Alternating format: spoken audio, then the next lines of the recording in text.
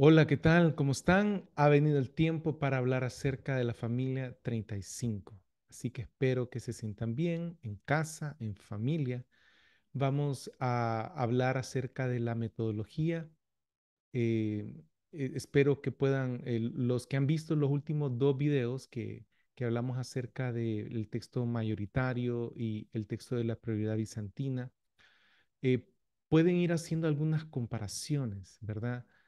En definitiva, este es la mejor metodología que yo he encontrado, la más objetiva, la más consistente que se puede aplicar a los 27 libros del Nuevo Testamento y derivar de ella un texto estable, un texto firme, un texto razonable, un texto que a mi consideración es, si el texto mayoritario, si el texto del texto recibido y si el texto de la prioridad bizantina son buenos textos. El de la familia 35 yo considero que es un texto excelente, por no decir perfecto. Así que vamos a ir de un solo a ver de qué se trata esto y su metodología. El texto de la familia 35 de Wilbur Norman Pickering. Texto y teología. Bien, Wilbur Norman Pickering tiene un máster en teología del Seminario Teológico de Dallas, tiene un PhD en lingüística. Él trabajó muchos años, algunas décadas como misionero en Brasil, como traductor, es un erudito bíblico. Este es un verdadero hermano en Cristo, de sana doctrina.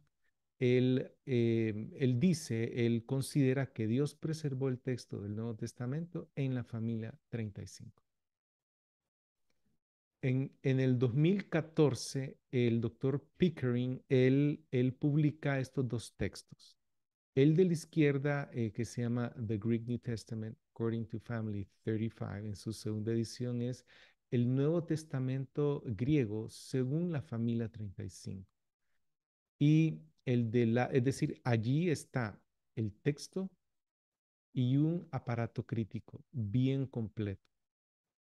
Y está el marco teórico que lo forma justo precisamente este libro de la derecha, que ambos se pueden comprar en Amazon. Se llama The Identity of the New Testament Text 4. La identidad del Nuevo Testamento 4. Entonces, bueno, yo en particular conocí ambos libros en el 2015 y han sido de gran bendición. La familia 35, ¿cuáles son las presuposiciones? Todas las metodologías tienen presuposiciones. Todas las personas al momento de defender una postura tienen un punto de partida, cosas que dan por sentado. Las presuposiciones son Dios existe. Segunda, Dios le dejó a la raza humana una revelación escrita, es decir, de su palabra. Y número tres, Dios preservó esa revelación escrita para beneficio de todas las generaciones hasta el fin de los tiempos.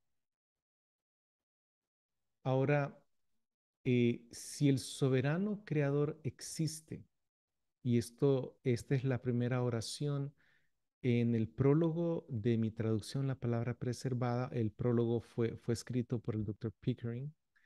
Si el soberano creador existe, y claro, claro que sí existe, y si él ha dirigido una revelación escrita a nuestra raza, y lo ha hecho, entonces nada es más importante para nosotros que conocer qué fue lo que dijo. Esto es mío. El texto no necesita ser reconstruido, que es el punto de vista de la crítica textual. Ellos parten de la presuposición que el texto se perdió y que hay que reconstruirlo. El texto no necesita ser reconstruido, sino identificado, ya que nunca se perdió. Y regresamos al doctor Pickering. Los criterios para identificar la redacción exacta, original del Nuevo Testamento deben ser criterios bíblicos, objetivos, es decir, no subjetivos y razonables. Ahora, el resto de la presentación, voy a hablar puramente de la investigación del doctor Pickering. Son pocos los aportes eh, personales de mí, ¿verdad? Realmente el resto de la información, que las gráficas, que los cuadros, eh, todo eso está basado en el trabajo del doctor Pickering. Ahora bien, él mismo dice, se rechaza depender de criterios subjetivos y de abordajes puramente racionalistas, es decir, un abordaje que le da la primacía a la razón por sobre Dios, y entonces se queda el ser humano pensando cómo pudo haber sido las cosas sin tomar en cuenta lo que Dios dice. Y criterios subjetivos tienen que ver con el método ecléctico, que es altamente subjetivo. Antes de la familia 35 se dependía de los porcentajes abrumadoramente mayoritarios, es decir, mayor del 90% o por lo menos mayor del 80%. Y cuando estos porcentajes estaban abajo del 80, entonces se dependía de aplicar las pruebas de la verdad de William Bergen. Pero cuando existen colaciones completas de manuscritos, estas se deben usar para agrupar empíricamente los mismos con base en mosaicos de lecturas compartidas. Entonces, para lograr identificar las distintas líneas de transmisión textual, se tienen que tener a mano la colación completa de una porción de las escrituras. Si no se tiene la colación completa, no se puede hacer, y si se agrupa, no es tan de peso. Hay que tener toda la colación. Es decir, una colación es cuando yo tomo un manuscrito y lo comparo con un segundo manuscrito y anoto las diferencias. Entonces, si tomo 100 manuscritos, puedo tomar uno representativo de todos y colocar en un aparato crítico las diferencias de ese manuscrito con los otros 99. Y así puedo ir conociendo si se pueden agrupar según.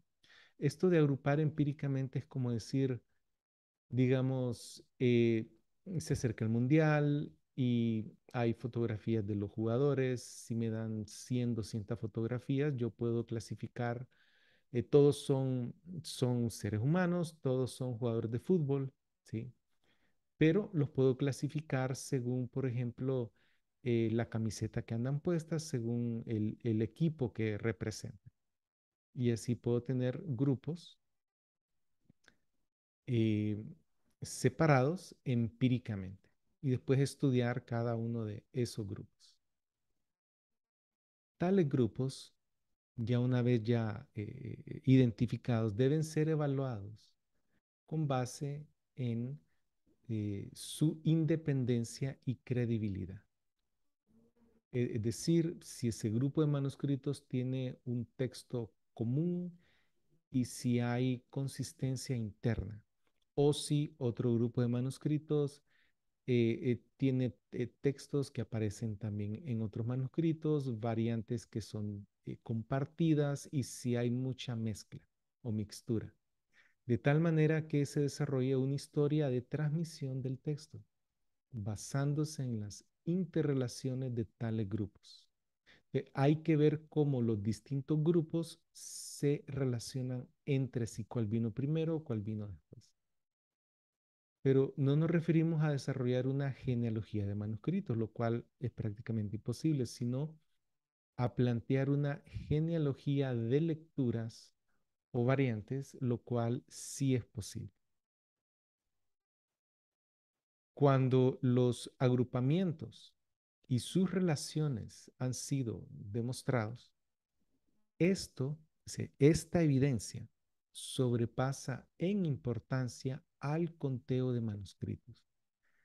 Entonces, el doctor Pickering, antes del año 2000, él abogaba por el texto mayoritario de Hodges y Farstad. Pero cuando él sintió que Dios lo estaba guiando a estudiar más este asunto, él sentó esta base, que los agrupamientos y sus relaciones han sido demostrados. Entonces, ya esto sobrepasa el conteo de si hay mayoría o si no hay mayoría. Y esto él lo planteó justo antes de descubrir o redescubrir la familia 35 que von Soden la llamó KR, para diferenciarla de la KI y de la KX, siendo KX la masa bizantina, que no es ni KI ni KR. Entonces, para ver un poco conceptualmente esto, de las colaciones completas se derivan los agrupamientos empíricamente y se analiza cada grupo por independencia y credibilidad interna y se analiza cada grupo entre sí, entre los grupos para ver qué tipo de relación hay. De esto se deriva una genealogía de lecturas y se identifica el texto. Bien, entonces, esta barrita, como los que han visto los videos anteriores, representa el texto griego del Nuevo Testamento, desde Mateo hasta Apocalipsis.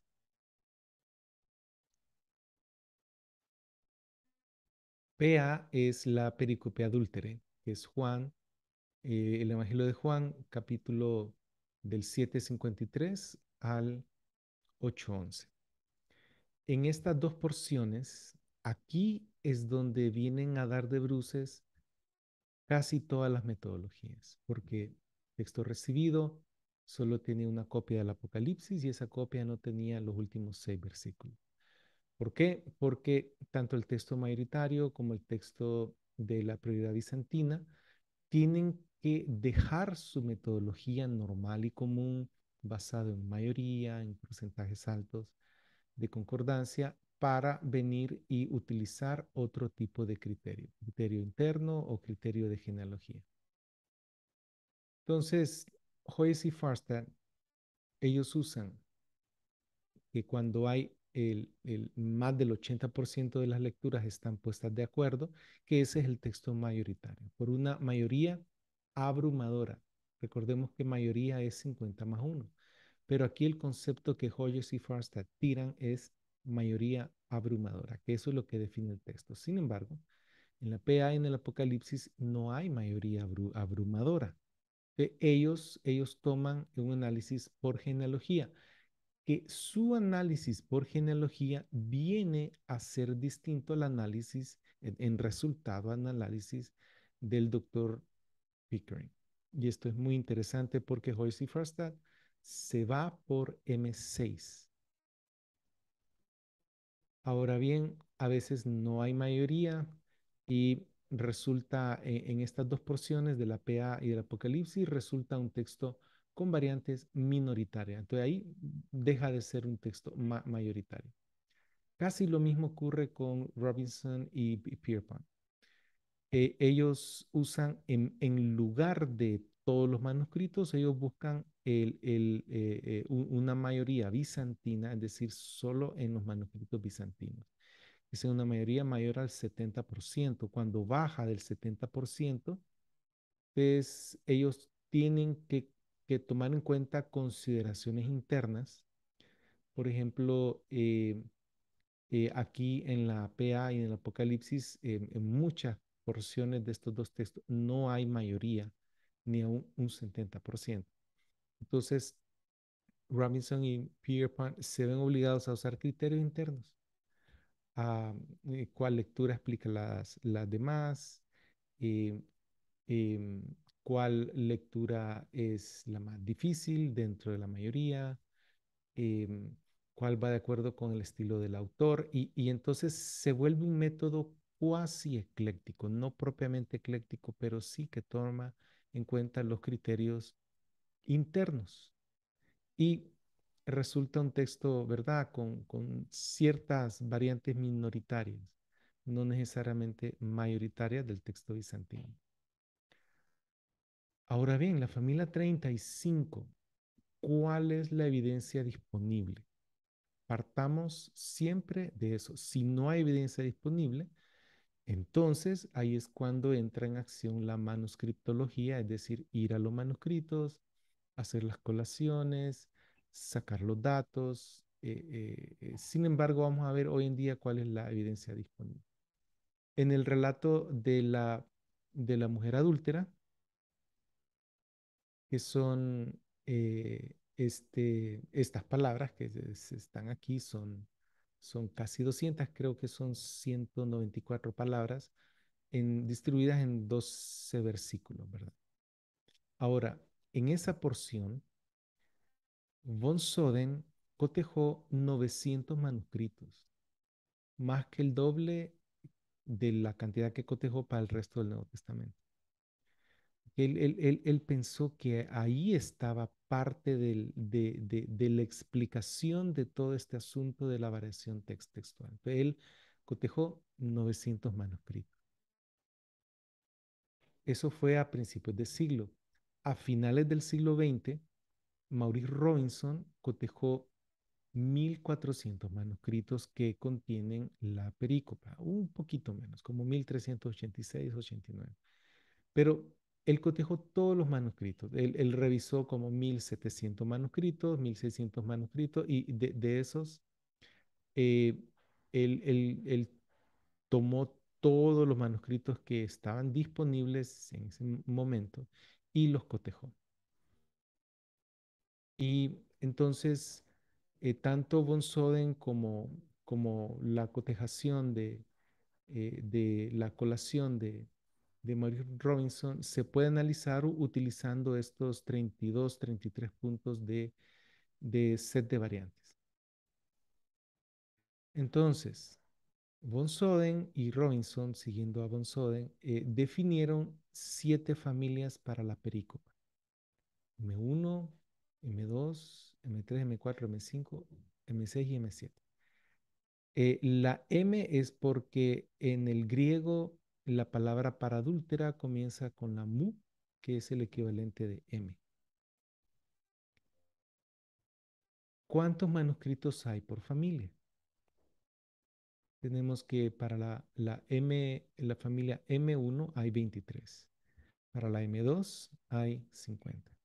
Para la M3 hay 16. Para la M4 hay 29.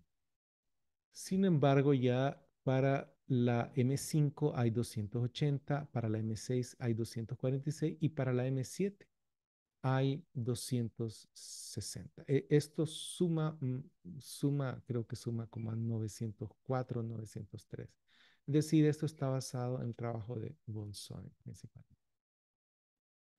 Un 13% comprenden estas primeras 4 familias que no son tan importantes y el resto de las familias comprende alrededor de un 30% cada una. Aquí estas 3 familias, M5, M6 y M7, son las más importantes, las de mayor peso. Y así tenemos entonces que asiste el panorama. Ahora, dentro de cada familia hay que ver si hay consistencia interna, si hay mucha división dentro de cada familia o si cada familia tiene un texto que se puede derivar empíricamente sin aplicar ningún criterio interno de los que habíamos mencionado, que son los que usa la, la, el método ecléctico. Se ven después cuáles son las interrelaciones, perdón, las relaciones intergrupales y al final la genealogía de lecturas. Es decir, esto se puede realizar con seguridad porque existe una colación completa. Y este es el perfil de M7. Este perfil Por ejemplo, la primera columna sale el versículo, la segunda el número de punto de variación y en la tercera aparece la variante propia de M7. Aquí en M7, la primera variante corresponde a Apilten. La segunda corresponde a Isus D. La tercera corresponde a Batheos. Pero como está entre paréntesis, el paréntesis significa que M7 omite esa palabra. Y pueden ver más abajo, hay otras dos variantes entre paréntesis, o sea que esas son omisiones. Y lo que voy a decir lo van a ver más claramente cuando veamos el M6 y el M5, pero aquí hay un perfil definitivo, es un perfil claro, es un perfil limpio de M7. De hecho, hay 127 manuscritos idénticos que tienen justo este perfil. Existe una manera objetiva, entonces, para establecer un arquetipo para M7. Es decir, se pueden tomar estos 127 manuscritos y ver qué texto tiene. Resulta que esos 127 manuscritos son idénticos, con el mismo texto, letra por letra y palabra por palabra. Esto es una gran cosa porque uno de los puntos de partida de la crítica textual es que no hay manuscritos que se parezcan, todos son distintos entre ellos y hay que decidir cuál es la redacción correcta, ¿sí? Ahora, aquí tenemos 127 manuscritos que tienen el mismo texto en esos 12 versículos. Hay 81 manuscritos que también tienen el perfil, pero tienen un cambio. Y hay 27 con 2 cambios y 10 con 3 cambios, sumando cerca de 245.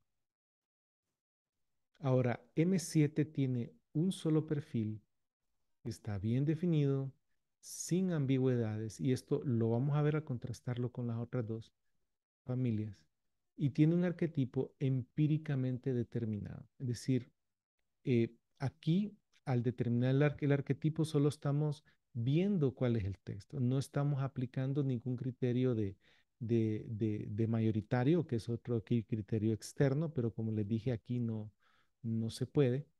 Y tampoco estamos aplicando ningún criterio interno, ningún criterio para saber definir que si esta variante es la más difícil, si es la más corta, o si es la que explica mejor el contexto, o si es la que más probablemente escribe el autor, o si es la variante que explica el origen de las demás. No estamos aplicando eso. Entonces, no estamos escogiendo las palabras, solo estamos viendo cuáles son. Ahora bien, vamos a ir a M6. Aquí la situación es un poco más compleja. Pueden ver que para la primera variante está Apilthen y Apilthon. Pueden ver que la segunda variante, es decir, la primera variante está dividida. La segunda tiene dos asteriscos, que eso significa que esa variante en particular define los manuscritos de la familia. Pero esta segunda variante también está dividida. Y la tercera variante, que es definitoria del texto, M6, también está dividida. Entonces, ¿qué tenemos acá? Tenemos todos estos puntos de división dentro de la familia. Perdón. Estos puntos de división vienen a decirnos que no hay tanta consistencia interna dentro de la familia. También estos puntos negros son para que ustedes logren identificar mejor cuáles son las variantes que identifican la familia y que la separan de M7 y M6 y de las demás también. Hay 16 sitios donde M6 está dividido. Hay 10 puntos que definen a M6. Sin embargo, de estos dos puntos definitorios, hay dos en las cuales M6 está dividido entre dos variantes. Entonces, resulta que no existe un perfil definitivo de M6 porque hay mucha división y no hay un solo manuscrito que sea idéntico a otro dentro de este grupo textual. Y por lo tanto no existe una manera objetiva para establecer un arquetipo para M6. Recordemos que el texto de Hodges y Farstad se van por M6. Si M6 no tiene un arquetipo definido, entonces no es un candidato viable para representar el texto original. Además, hay mucha variación interna. Vamos ahora a M5. M5, como ven, tiene ciertas divisiones que aquí se las muestro para que lo vean con más facilidad. Y tiene estos puntos que definen la familia como tal y la diferencian del resto de las familias. Existen 5 sitios donde M5 está dividido. 14 puntos definen a la familia y hay 3 puntos definitorios que están divididos. Entonces, eh, existe un perfil, sí, pero no es tan, ahí puse inconsistente, como el M6. Es decir, el M6 es más inconsistente que el M5, pero no tan definido como el M7. Es decir, que de las 3 familias, el que tiene mayor consistencia interna es el M7. En las otras dos habría que aplicar un poco de crítica textual para decidir cuál es el texto. La prioridad bizantina de Robinson y Pierpont se guió por el M5. Ellos tuvieron que definir cuál era el texto en esos puntos de división. Con todo, no existe una manera objetiva, por lo que le decía, que hay que aplicar criterios internos para establecer un arquetipo de manera empírica para M5. Entonces, vamos a ver ahora, ya que vimos que el M7 es el que tiene mayor consistencia interna, vamos a ver qué relaciones intergrupales hay. En este cuadro presento estos datos que presenta el doctor Pickering. Como parte de su análisis, podemos ver que en la primera columna es el número de la variante, en la segunda es el versículo, en la tercera son las distintas variantes. Luego está la columna M7. Cuando aparece el 7 sólido, no es un porcentaje, sino que es representativo de la familia, que más del 95% de los manuscritos M7 tienen esa variante. Igual está la columna M6, la columna M5, la columna de la familia M4 y pueden ver aquí, por ejemplo, que está el 48% dice Apilthen, el 48% dice Apilthon, que suman una mayoría abrumatoria y el 3% dice Eporiuthisen. Y entonces, los porcentajes entre paréntesis son, para que los identifiquen mejor, son los que tienen 21 o más por ciento. Y los que están entre corchetes son los que tienen 20 o menos del 20%, para que identifiquen un poco mejor el dato según el rango de porcentaje. La familia M3 igual está dividida. Sin embargo, en la tercera variante está sólida, está bien definido cuál es su texto. El M2, por lo menos aquí en estas tres, no está definida. Igual, el M1 está definido, igual en la variante 3. Y aquí al final colocamos los porcentajes El 57 más el 2 más el 34 más el 5 suma al 100%. A veces suma un poquito menos, un poquito más según el redondeo. Bien, ahora vamos a ver horizontalmente. Las variantes se agrupan usualmente en dos por afinidad, es decir, está Apilten y Apilthon se agrupan en un grupo versus Eporeuthi o Eporeuthisen. Las dos primeras se parecen y se diferencian de las dos segundas. Son cuatro variantes, pero se agrupan en subvariantes para mejorar su análisis y hacer las cosas un poco más sencillas. Tenemos aquí, por ejemplo, que M7 está sólido acá, el M6, M5 aparece más abajo. Horizontalmente pueden ir viendo ustedes cuáles son los distintos porcentajes. También para el segundo set de variantes, pueden ir viendo cuáles son los porcentajes.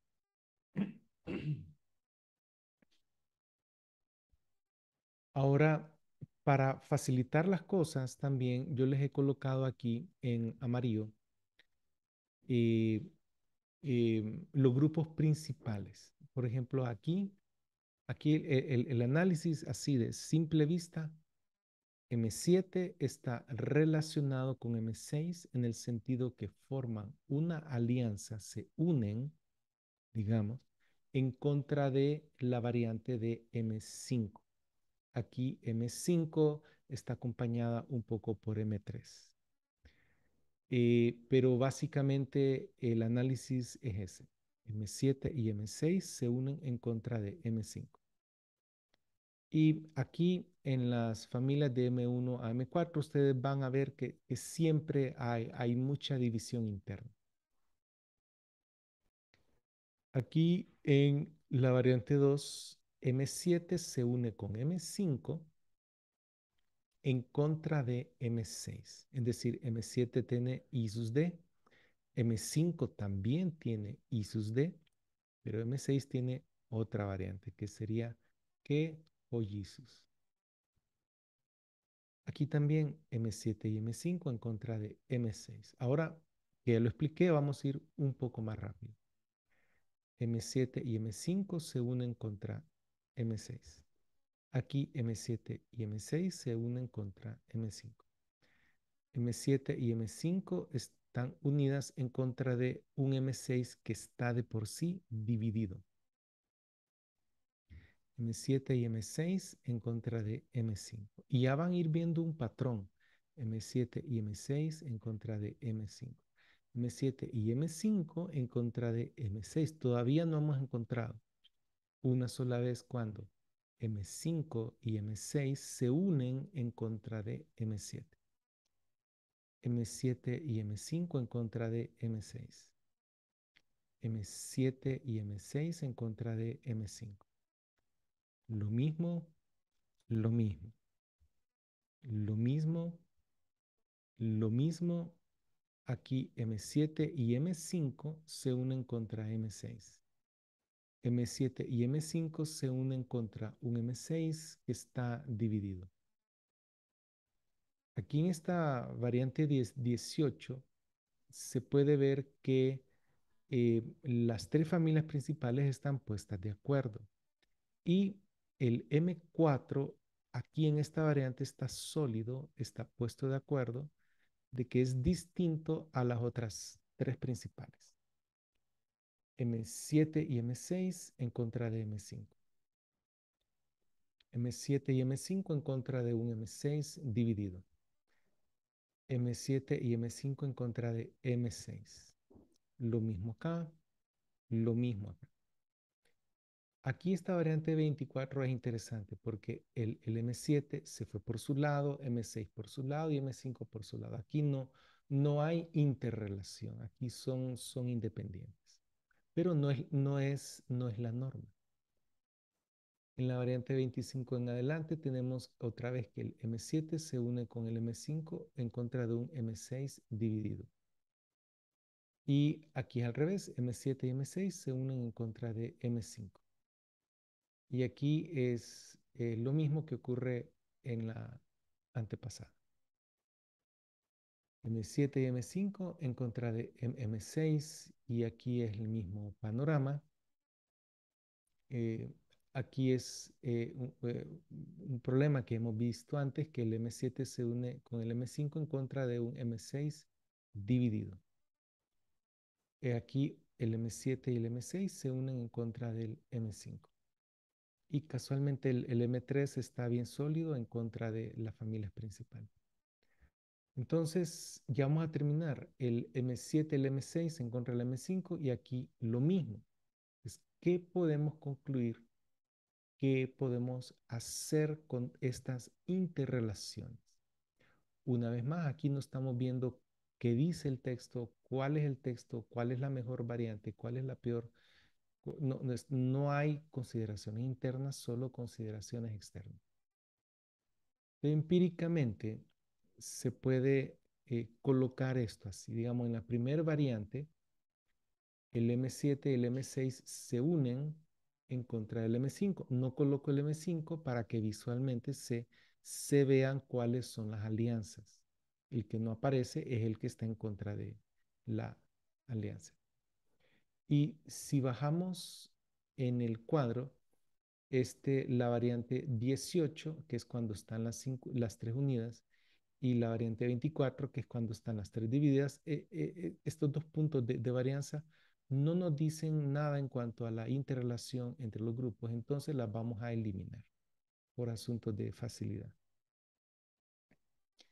El M5 y el M7 se unen contra el M6 17 veces.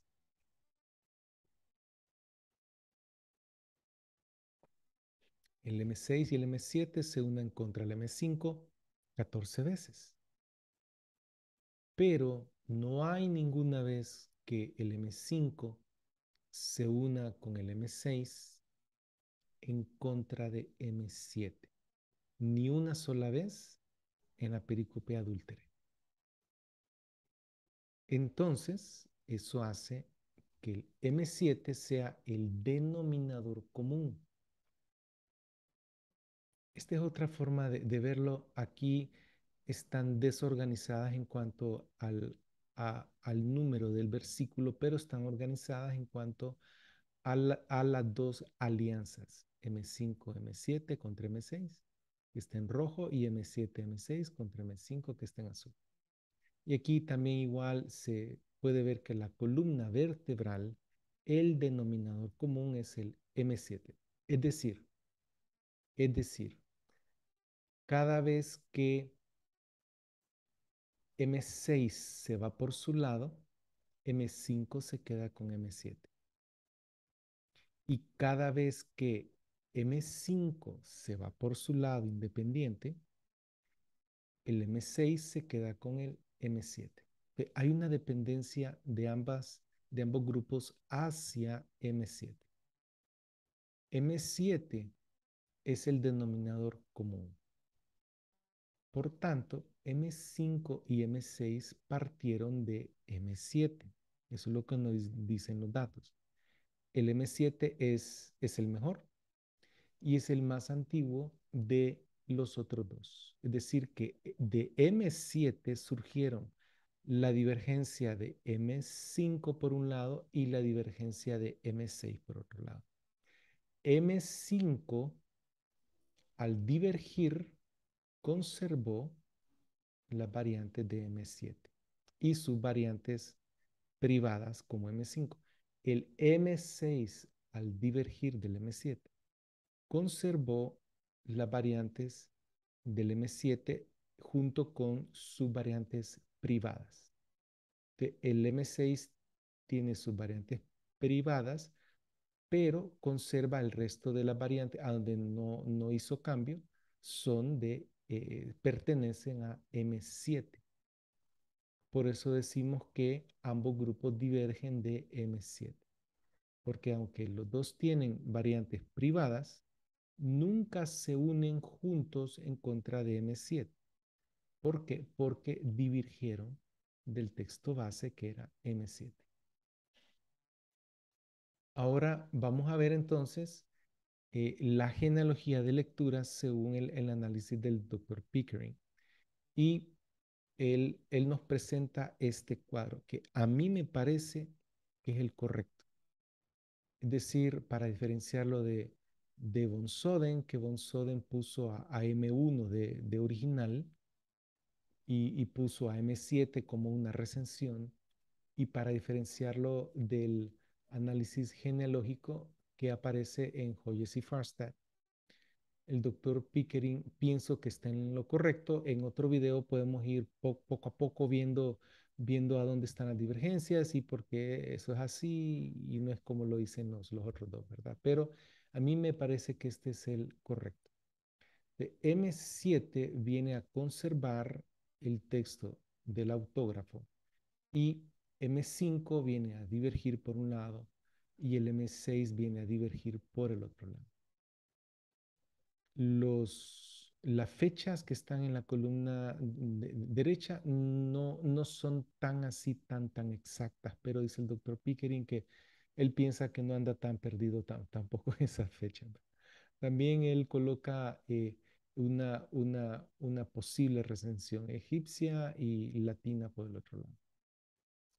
Sabemos que, bueno, entonces la perícope adúltera tiene cinco familias importantes, perdón, tres familias importantes, tiene siete, pero tres son las más importantes, de las cuales la M7 es la originaria de las demás. Ahora vamos a ir al libro del Apocalipsis, según el análisis del doctor Pickering. ¿Cuál es la evidencia disponible para este libro, que es el punto de quiebre de las demás metodologías de las ediciones griegas? Resulta que si bien von Soden cotejó el libro del Apocalipsis, la cotejación de Hermann Hoskier, creo que lo publicó en 1926, él cotejó 220 manuscritos que son muy representativos del libro de Apocalipsis, y esta cotejación, este trabajo de Hoskier es más detallado y más exacto que el de von Soden. Entonces, el doctor Pickering toma los datos de Hoskier y los analiza, y igual encuentra que sí están las 9 familias: A, B, C, D, E, F, G, H, I. Estas 9 familias son confirmadas también por el doctor Pickering. Y vale la pena mencionar que en su aparato, eh, Hoyes y Farstad solo mencionan de la familia a la familia E, pero no mencionan F, G, H, I. Por eso el doctor Pickering, al ver eso, pues se va a Hoskier. ¿Cuántos manuscritos hay por familia? La familia A tiene 65, la B tiene 10, la C, que la Complutense, tiene 43, la D tiene 15, la E tiene 31, la F tiene 11, que es poco, igual la G tiene 9, que es poco, la H tiene 13, que es poco, y la I tiene 11 manuscritos, que es poco. Me parecería que la familia A es la más grande y que la C es la segunda más grande. Sin embargo, esta familia tiene 5 subgrupos según sus afinidades. Tiene la A propiamente con 18 manuscritos, AB con 17, AC con 4, AD con 17, AE con 4 y AG con 6. Entonces, eh, la familia C viene a ser, en este análisis, la más grande. Y como vamos a ver posteriormente, no solo es la más grande, sino que es la que tiene más coherencia, la que tiene más consistencia, es la más sólida, es la que tiene menos división interna. Y es precisamente lo que vamos a ver a continuación. Entonces, para el análisis, el doctor Pickering tomó 954 conjuntos de variantes, cómo aparecen en su aparato crítico. Es decir, para el libro del Apocalipsis, él, según el análisis de Hoskier, su propio análisis, él identificó 954 puntos de variantes, conjuntos o sets de variantes importantes para tomar en cuenta en el análisis. Y él lo plasma en su aparato crítico. Cualquiera lo pudiera ver y revisar si este análisis está correcto o no. ¿Cuántas veces está cada familia dividida en esos 954 sets o conjuntos de variantes? ¿Cuántas veces está cada familia dividida? Es decir, para saber la consistencia interna. Por ejemplo, la familia que era de 31 manuscritos, si no me acuerdo, en esas 954 veces que aparece, en cuántas de esas veces está dividida en distintas variantes. Y para tratar de comprender un poco mejor esto, lo plasmé de la siguiente forma. Cada rayita es un punto de varianza en el texto del Apocalipsis. Corresponde a un set de variantes. Hay 954 puntos o sets de variantes. Para cada set de variante, entonces, cada familia pone ahí cuál es su variante, ¿verdad? Aquí, por ejemplo, si la familia en esos 954 tiene que, para el primer set, se va con una variante, para el segundo se va con una variante en particular y no hay división interna, diríamos que E está sólida, es consistente, ¿verdad? Porque dice lo mismo cada vez que se diferencia de los demás grupos. Sin embargo, si por ejemplo aquí hay 9 barras, si 4 de 9 barras que están divididas, es decir, que, que en ese punto de variantes, el grupo E tiene que cierto porcentaje dice una palabra y cierto porcentaje de su mismo grupo dice se va por otro lado, entonces está dividido. Y esto es lo que queremos ver, si qué tanta consistencia interna hay en esos 954 sets de variantes.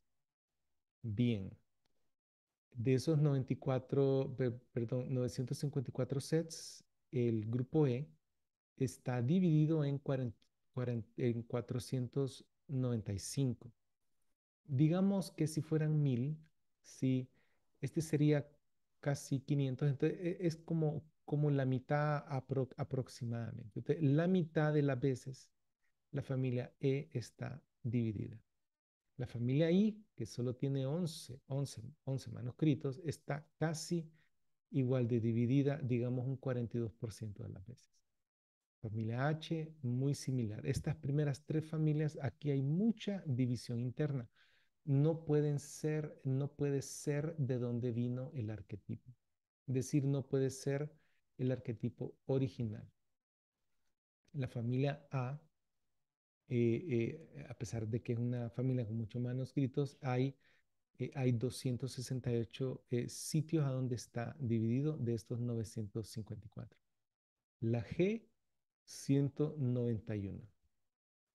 La D, 163. La B, 135. La F, 104. Pero, pero la C, solo 20. Solo en 20 veces de esas 954, que es como un 2% aproximadamente, solo 20 veces hay división interna. Las otras 900, eh, me falla la matemática, las otras 934 veces está sólida, es decir, dice lo mismo, está puesta de acuerdo sus manuscritos. Entonces, vamos a ver de cerca estas 20 divisiones de MC. aquí hay 9 de las 20 son deletreos alternativos de la misma palabra. Entonces, no se pierde el sentido. Las 11 restantes dentro de ellas hay 5 que la diferencia entre los manuscritos consiste en una letra. 3 que consiste en un diptongo, es decir, dos letras, dos vocales juntas. Y una que consiste en más de dos letras. Entonces resulta que la MC es la más internamente cohesiva, es sólida, está puesto de acuerdo, es la que menos variación hay. En variantes reales, dice el doctor Pickering, solo varía 19 letras para todo el libro del Apocalipsis. Ahora, entonces, ya que identificamos cuál es la consistencia interna, la coherencia de cada familia, vamos a ver si hay relaciones entre los distintos grupos. Entonces, tenemos, la pregunta es, puede ser una pregunta, tenemos 9 grupos independientes, que en ese caso no se puede decidir solo empíricamente cuál es, ¿verdad? El originario, el original, o se pueden agrupar. Eh, entonces, el doctor Pickering analiza en los 954 sets las diferentes combinaciones de alianzas de los 9 grupos. Digamos que en un set A, B, C estén de acuerdo en contra de D, E, F, G, H, I. Sí, esa es una combinación. Otra combinación puede ser que B, C, D estén en contra de A y en contra de E, F, G, H, I. O sea, lo que queremos ver son combinaciones de alianzas y existen 238 diferentes combinaciones. En la pericope adúltere probablemente existían 4, ¿se recuerdan? ¿No? 7 con 6 en contra de 5, 7 con 5 en contra de 6, las 3 juntas o las 3 separadas. Esas son 4 tipos de combinaciones. Pero aquí los grupos son más, son 9 grupos. Bueno, allá eran 7, ¿verdad? Y son 9 grupos y hay 238 diferentes combinaciones en cuanto a alianzas. Entonces podemos ver que el texto que está en los manuscritos del Apocalipsis está bien mezclado. Sin embargo, para ir haciendo un análisis, 96 de esas 238 veces ocurren una sola vez y 42 ocurren dos veces. Y hay 100 en las cuales hay otro tipo de combinación, ¿verdad? Y ahí se puede ir dilucidando. Entonces, el 96 más 42 más 100 es 238. Entonces, se puede agrupar estos 9 grupos según sus alianzas, básicamente en 3.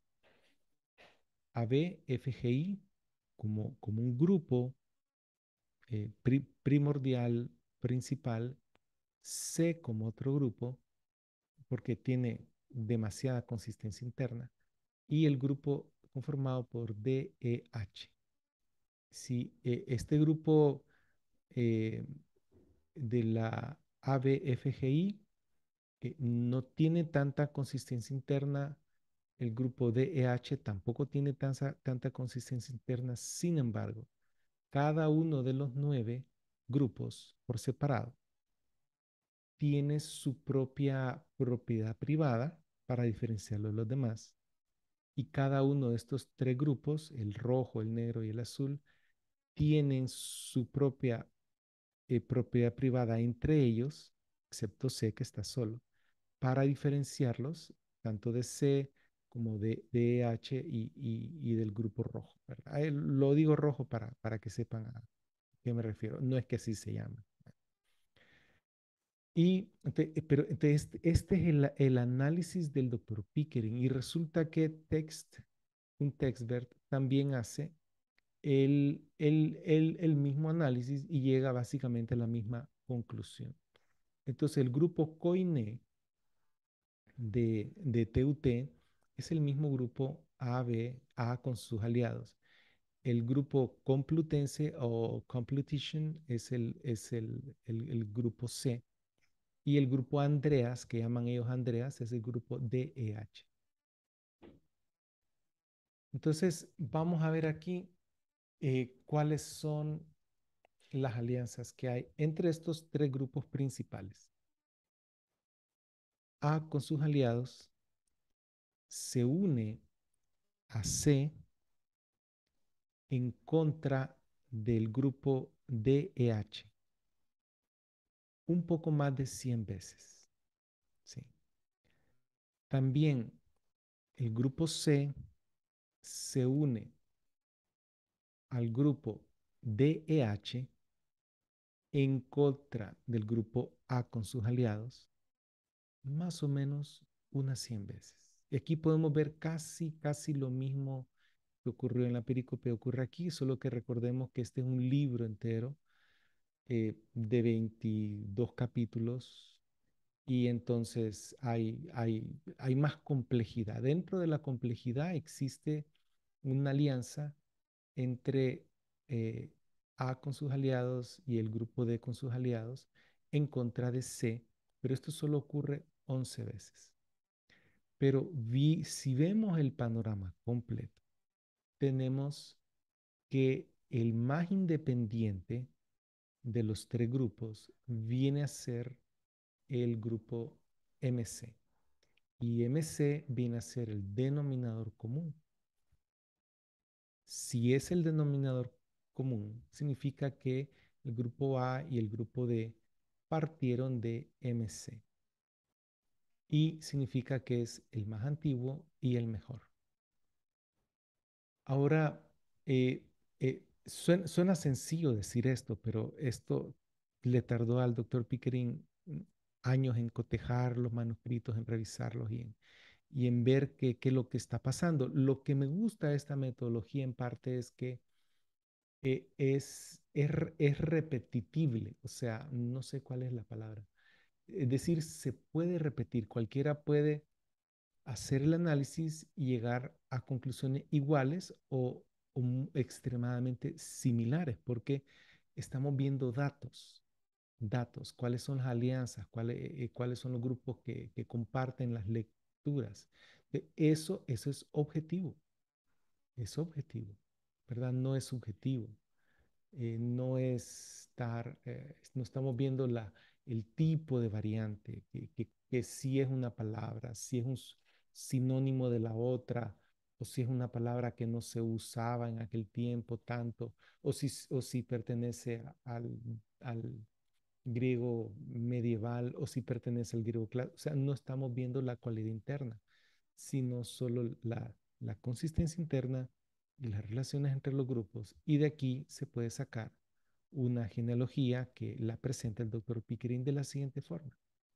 Así que el MC, que resulta que es la familia 35, viene del original y es bien consistente.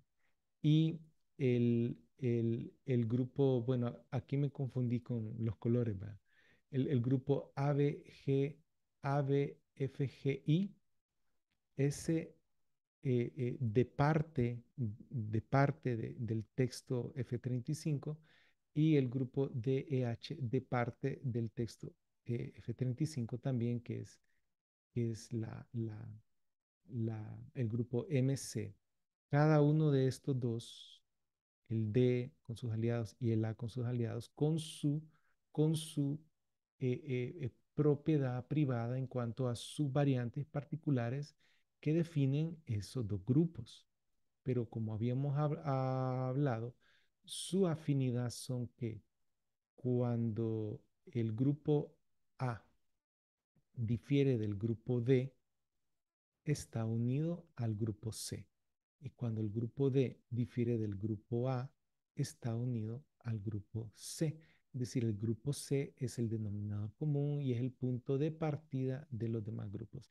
Y más adelante pueden ver ahí el resto del análisis, ¿verdad? De los distintos grupos, de dónde vienen y ese tipo de cosas. Entonces, Entonces, tenemos que para la perícope de los tres grupos principales, M7 es el mejor, es el denominador común, es de donde partieron los demás grupos. Y en el Apocalipsis de los tres grupos principales, MC es el mejor, es el denominador común, es el más antiguo de los tres grupos, porque los demás tienen dependencia de MC. Resulta que M7 y MC son los mismos manuscritos KR o que ahora se llama por el doctor Pickering Familia 35. Son los mismos manuscritos. Si la familia 35 es la mejor y la más antigua en estas dos porciones a donde no hay mayoría, porque hay muchas divergencias, pero si la familia 35 es la mejor acá, no podrá hacerlo en el resto del Nuevo Testamento. Ocurrirá lo mismo. Entonces, otra pregunta, ¿existirá un perfil? Como hay un perfil y hay un arquetipo para M7 en la perícope y para MC en el Apocalipsis. Hay un perfil y un arquetipo definido empíricamente, sin asuntos internos. Habrá lo mismo para todo el Nuevo Testamento. Ahora, esto le tomó al doctor como 10, 12 años de tomar manuscritos, hacer colaciones completas, ver la familia.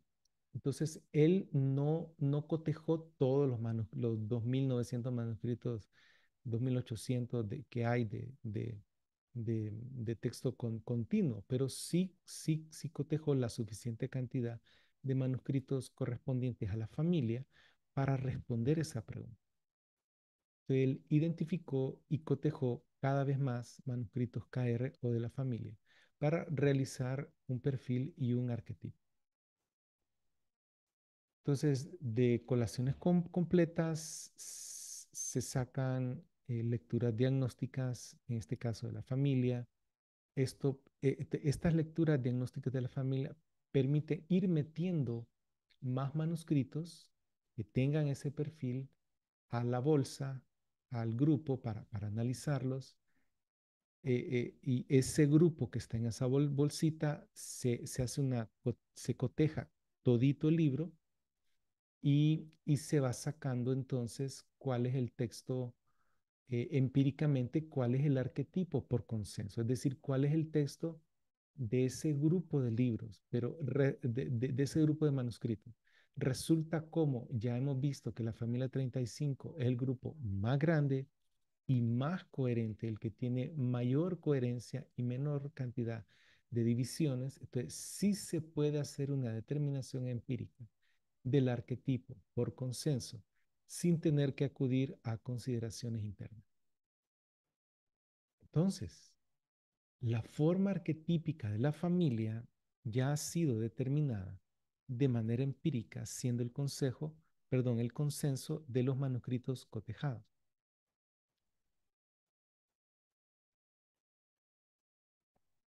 Resulta que la familia sí tiene un perfil definido, porque ¿qué tal y no estaba definido en el resto de los evangelios? ¿O qué tal si no estaba definido en las cartas católicas o en las epístolas paulinas? Pero resulta que tiene un perfil definido en todo el Nuevo Testamento y tiene un arquetipo, un texto común, que es independiente y antiguo. Tanto el perfil como el arquetipo son independientes y antiguos. Y esto es importante. Entonces, ya está definido para la familia el perfil, la lista de lecturas diagnósticas que definen a la familia y la diferencia del resto de los manuscritos, particularmente la diferencia del resto de la masa bizantina, es decir, de KR. Y ya está definido el arquetipo que es el texto común, la redacción, está plasmada de los dos primeros libros, les dije que uno era el texto y el otro era el marco teórico, está plasmado en en el texto. Pero también eh, eh, Hay variantes dentro de la familia 35 que no existen afuera de la familia. Entonces, el doctor Pickering ha colocado para cada libro el perfil, el arquetipo, que es el consenso, y la variación dentro de ese grupo de manuscritos para formar el arquetipo. Esto para mí es extremadamente transparente. Es decir, yo puedo tomar, si quisiera y tuviera el tiempo, ese mismo grupo de manuscritos y ver si tienen el perfil y ver qué tipo de variaciones hay y hacer el mismo trabajo sin tener que depender subjetivamente de mi propio juicio o de mi propia opinión, como hacen los críticos, la crítica textual, o como se tuvo que hacer en algunas porciones para el texto mayoritario o bizantino, cuando no había una mayoría o una mayoría abrumadora. No tengo que hacer ese tipo de situaciones subjetivas, pues, o de decisiones. Entonces, para que vayan conociendo la familia, consta de un perfil de 658 lecturas propias que no están en otros manuscritos, solo en los manuscritos de la familia. 35 y estas 658 conforman la identidad, la huella digital de la familia para todo el Nuevo Testamento.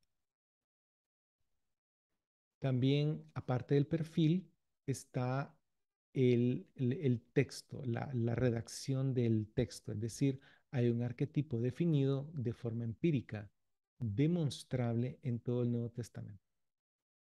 Resulta que de estas 658, entre el 40 y el 60% de esas lecturas propias de la familia 35, que identifican a la familia, casi la mitad, alrededor de la mitad de esas lecturas son lecturas antiguas que aparecen en papiros del siglo primero y tercero y los nunciales del siglo cuarto.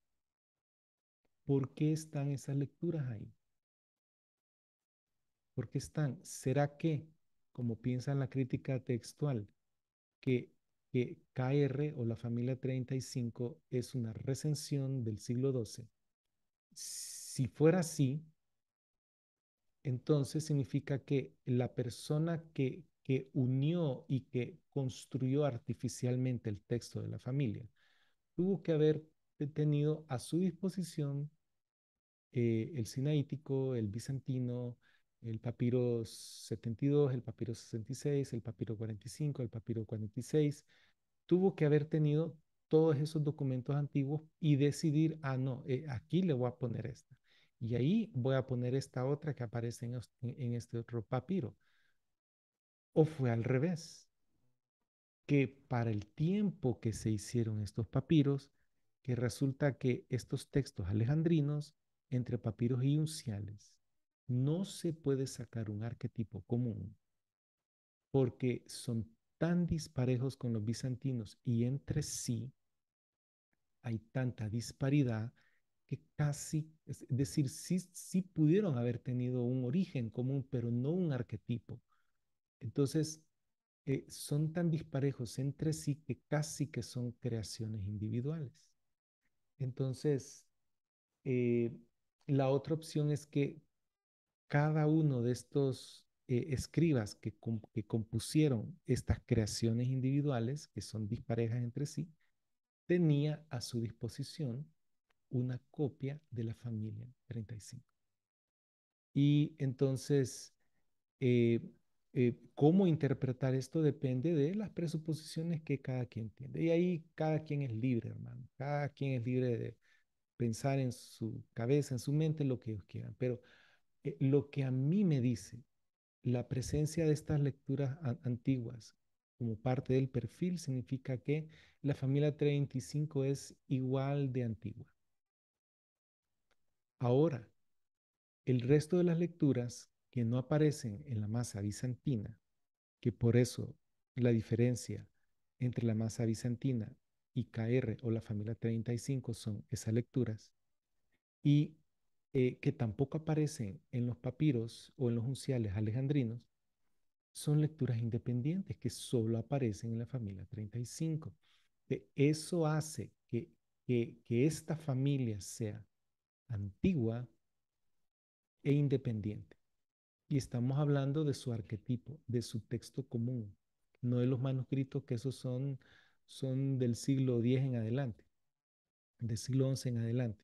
Estamos hablando del texto que contiene el texto común de ese grupo de manuscritos que se diferencia de la masa bizantina, se diferencia de los alejandrinos. De ese texto en común está definido para todo el Nuevo Testamento de manera empírica sin usar cosas internas. Y tiene lecturas antiguas y lecturas independientes. Entonces, es no solo eso, es un texto real. Digamos, para Filemón, que es una carta de un capítulo, es una carta corta. Para Filemón, hay 29 manuscritos de la familia que para ese libro dicen lo mismo, exactamente, letra por letra, palabra por palabra. Por ejemplo, para Segunda de Tesalonicense hay 15 manuscritos de la familia que no tienen ni una variación en una sola letra.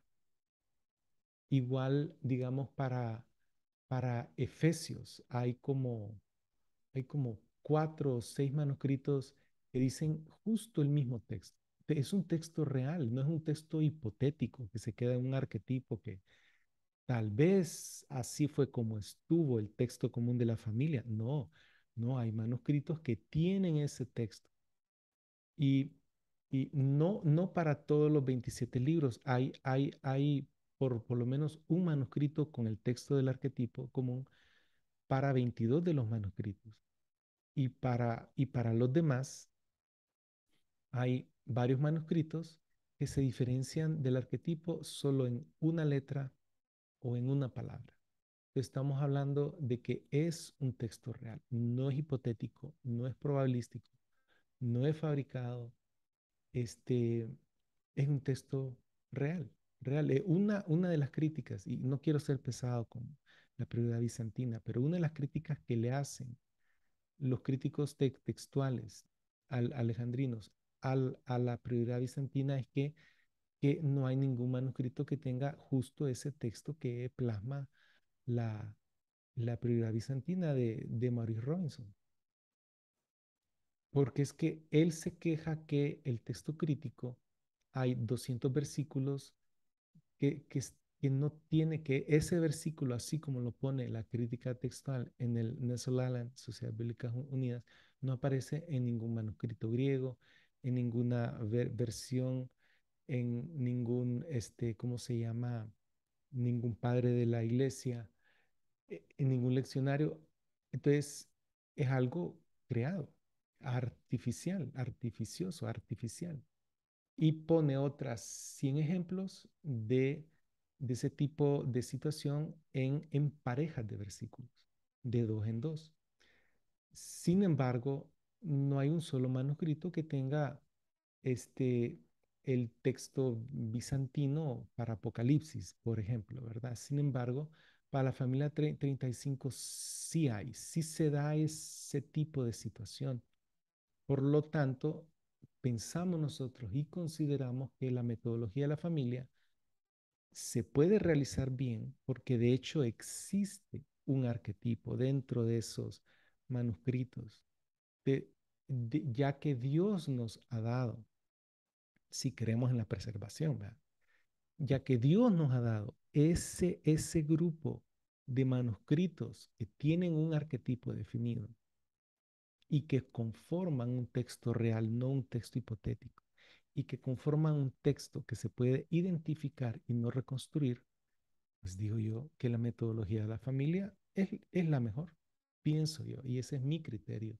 Y ahí cada quien, como les digo, toma su propio criterio. Yo les presento esto porque soy responsable delante de Dios para hacerlo, por lo menos y principalmente para los hispanohablantes. Ahora, este grupo de manuscritos de la familia 35 es el grupo de mayor tamaño y coherencia, de mayor distribución y calidad de copiado, con un perfil y un arquetipo definido para los 27 libros del Nuevo Testamento, que son tanto independientes como antiguos, el perfil y el arquetipo. Y cada una de estas 8 características con unas características más, las vamos a ir revisando una por una.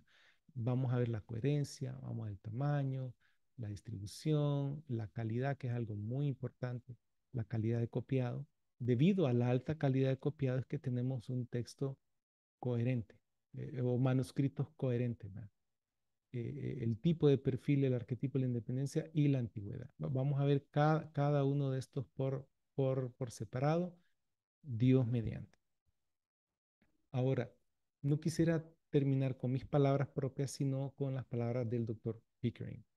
En su análisis final dice, con base en la evidencia que tenemos disponible hasta ahora, afirmo lo siguiente. Uno, la redacción original del texto nunca se perdió y su transmisión a lo largo de los siglos fue básicamente normal, siendo reconocida como material inspirado desde el principio. Dos, ese proceso normal de copiado o de transmisión resultó en líneas de transmisión. Tres, para demarcar tales líneas, los manuscritos deben ser agrupados empíricamente basándose en mosaicos de lecturas compartidas. Cuatro, tales grupos deben ser evaluados por independencia y credibilidad. 5. El grupo más grande y claramente definido, es decir, en todo el Nuevo Testamento, es la familia 35.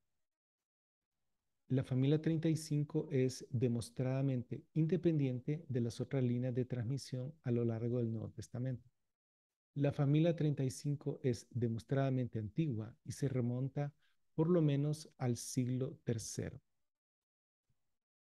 8. Los representantes de la familia 35 proceden de todos los rincones del área del Mediterráneo. La distribución geográfica, es decir, de los manuscritos, es prácticamente total. 9. La familia 35 no es una recensión, no fue creada en ningún punto subsecuente a los autógrafos. 10. La familia 35 es una entidad definida empírica y objetivamente a lo largo de todo el Nuevo Testamento. Tiene un perfil diagnóstico demostrable desde Mateo 1:1 hasta Apocalipsis 22:21. 11. La forma arquetípica, es decir, el arquetipo de la familia 35 es demostrable, es decir, ha sido demostrado. 12. El texto original es el arquetipo supremo. Cualquier candidato debe ser también un arquetipo, es decir, si Dios preservó su palabra, tiene que existir en forma de un arquetipo real, genuino, empíricamente verificable. Solo hay uno, la familia 35, por ejemplo, la familia 1 y la familia 13, solo existe como tal en los evangelios, no está fuera de los evangelios. Sin embargo, la familia existe en todo el Nuevo Testamento. 13. El interés de Dios de preservar el texto bíblico es evidente. Entiendo, dice el doctor Pickering, qué pasajes como Primera de Crónicas 16:15, Salmos 19:89, Isaías 48, Mateo 5:18, Lucas 16:17 y 21:33, Juan 10:35 y 16 del 12 al 13. Primera de Pedro 1:23 al 25 y Lucas 44 pueden ser razonablemente interpretados como que implican una promesa que las escrituras, hasta la tilde, serán preservadas para su uso por el ser humano. Debemos vivir por cada palabra de Dios y hasta el fin del mundo por 1000 generaciones. Sin embargo, no se nos informa acerca de cómo Dios se propuso para realizarlo. Debemos deducir la respuesta de lo que Él en efecto ha realizado y descubrimos que lo hizo. Este interés en preservar está reflejado en la familia 35, está caracterizada por una transmisión increíblemente cuidadosa en contraste con las demás líneas. Dice el doctor, tengo una copia perfecta del texto arquetípico para casi todos los libros del Nuevo Testamento, 22. Tengo copias hechas de un ejemplar perfecto, presunto para otros 4. A medida continúo cotejando manuscritos, espero añadir el último, Hechos, pero aún para este, la forma arquetípica es demostrable. 15. Si Dios estuviera preservando la redacción original en alguna otra línea de transmisión aparte de la familia 35, ¿sería esa línea menos cuidadosa? Me parece que no. Así que cualquier otra línea de transmisión caracterizada por confusión interna está descalificada. Esto incluye todas las demás líneas de transmisión que he visto hasta ahora. Y 16, afirmo, este ya es la conclusión, todo su trabajo, y yo estoy de acuerdo con lo que él dice. Yo he revisado su trabajo y doy fe de que está hecho así, bien hecho. Afirmo que Dios usó la familia 35 para preservar la redacción exacta original del texto del Nuevo Testamento, el cual está reproducido en mi edición del texto griego.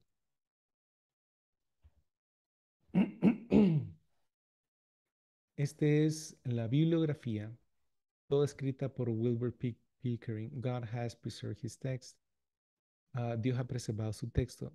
The Greek New Testament according to Family 35, el Nuevo Testamento según la familia 35.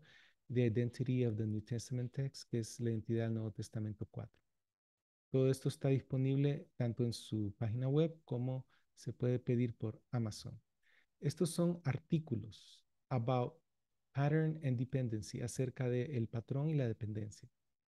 Von Soden's treatment of his KR, el tratamiento de Von Soden de su KR, que es la familia 35. A different stemma for John 753 to 811. Un estema, es decir, un árbol genealógico diferente para Juan en la pericopea adúltere. Estos pueden ser bajados. Estos son vinieron a conformar parte de los capítulos del primer libro, de que Dios preservó su texto, pero también pueden ser consultados como artículos por aparte en el sitio web que está en inglés, en portugués y en español. Entonces, en español aparecen algunos pocos artículos, pero son los principales que yo le traduje al doctor Pickering para que el pueblo de Dios, la iglesia hispanohablante, tenga cierto acceso a la parte más importante de su investigación.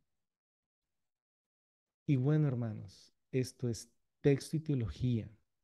Por favor, ya saben cómo es esto, denle like para que otra gente que necesita verlo lo pueda ver. Suscríbanse para estar al pendiente. Vamos a seguir hablando de este tipo de temas. Y yo les agradezco a todos ustedes su atención. Yo sé, este ha sido el video probablemente el más largo, pero quiero decirles que la metodología de la familia 35 no solo es la mejor metodología, por ser la más objetiva, la que funciona en todos los libros del Nuevo Testamento, sino que pienso yo que es la forma como Dios preservó su texto. Estos manuscritos siempre han estado ahí.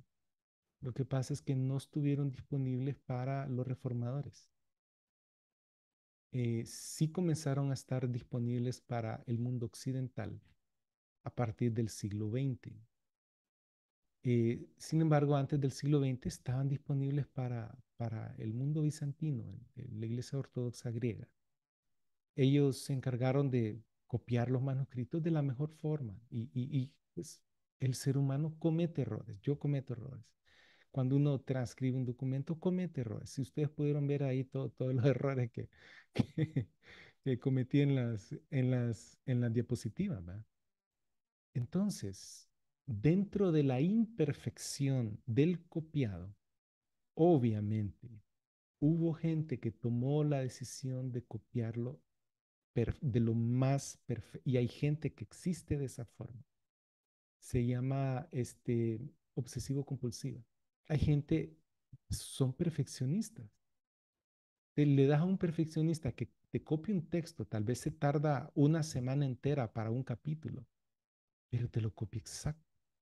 Entonces, hubo gente en medio de todos los copistas que se dormían, que no les importaba mucho, hubo gente perfeccionista, hubo gente que se dedicó a Dios como tarea primordial, principal en su vida, preservar esos textos, esos manuscritos que se estaban deshaciendo y pasarlos en limpio a un manuscrito nuevo con el mismo texto, exactamente el mismo texto.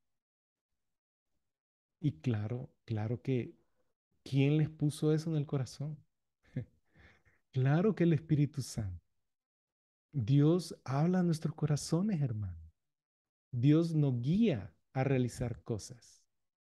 Así como, no sé, Dios nos guía a dar económicamente a ciertas causas, a decirle un consejo a un hermano. Dios guió a los escribas que querían ser guiados, que tenían ¿cómo se llama? La humildad de humillarse delante de él, aún dentro, aún si eran ya sea católicos, ortodoxos, pero hay gente que al confiar en Cristo tiene el Espíritu Santo y si tienen ellos la disposición y la humildad, son guiados por el Espíritu Santo. Entonces, no estoy diciendo que el Espíritu Santo inspiró a los copistas, no es eso, pero sí es algo más que providencia, es algo más que algo lejano que Dios hace. No, no, no. Dios habita en nosotros y Él nos guía al punto que nosotros nos dejamos guiar por Él. Entonces, en la familia 35, obviamente es el resultado de copistas esmerados en hacer bien su trabajo. Así que hermanos, vamos a seguir esmerados y tratando de hacer bien nuestro trabajo, ¿verdad? Me da mucho gusto que han llegado hasta aquí y no me queda más que decirles que Dios los bendiga y bienvenidos a la familia. Aquí todos son aceptados.